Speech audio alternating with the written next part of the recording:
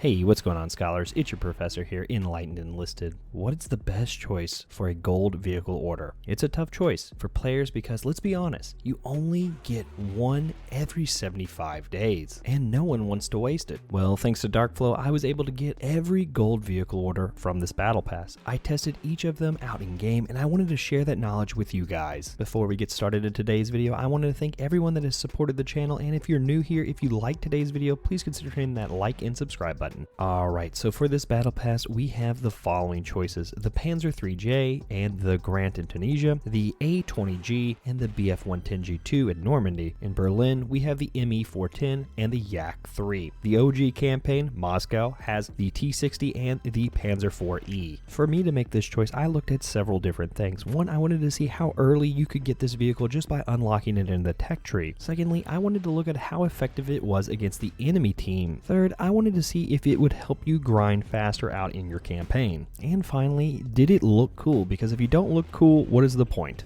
Overall, the best choice for most players is going to be the Panzer IIIJ in Tunisia. Now, before you click away for this video, let me explain why and how I recommend using this tank in Tunisia. The Panzer III is unlocked in the regular progression at campaign level 28. It has a 50mm gun and an MG34 to fight off the Tommies. Armor-wise, the tank is protected with 50mm of armor on the front and 30mm of armor on the sides. She is pretty agile with 300 horsepower, giving her a top speed of a little over 53 miles an hour. To put that in perspective for you, the AB-41 has a top speed of 77 miles an hour, so the Panzer III isn't slow by any means. With a wide base, she can turn quickly and she will serve you well in game. Now, the Panzer IIIJ isn't going to walk all over British armor, so you're going to need to play smart with this tank. One thing you're going to have to remember is most Tunisia allied players have progressed further than the Axis counterpart, so you're going to be facing a lot of grants, and most likely that's going to mean you're going to have to get out of the line of fire of that 75mm cannon. You can easily do this with the speed and maneuverability of the Panzer IIIJ. The A13 is actually more of a threat to the Panzer IIIJ, I feel like, because it, for whatever reason, fires faster than the Panzer III. Shooting and scooting, aiming for the A13's weak spot, and working down that enemy's crew is the only way to take on this tank. You will need to worry about Piats as well, as they will pin you easily on the side, and within Tunisia, an exposed side is all too common. Try to stick close to your infantry and allow them to protect your flanks. Explosive packs that aren't cooked are easily dodged because the tank's speed is so good, but obviously an explosive pack will take out the Panzer III, so be on the lookout for those guys that actually know how to cook them. I've always liked this tank. Even in Moscow, I enjoyed using it. Is it the great T50 cash-in we had a few battle passes ago? Well, no. I picked the Panzer IIIJ because most people have not even played the Axis on Tunisia, and the M14/41 lacks the AMO capabilities to be effective against infantry, and the M41 tank destroyer is pretty much worthless for the entire player base. The Panzer III is decent at fighting other allied armor and great at killing enemy infantry. Having this in your lineup will get you over some of the frustrations that many Axis players experience in Tunisia, because armor keeps those Thompsons at bay. The Panzer IIIJ, a German workhorse forgotten by its bigger brothers but shined in the peak days of the Reich. She will serve you well in Tunisia, I have no doubts.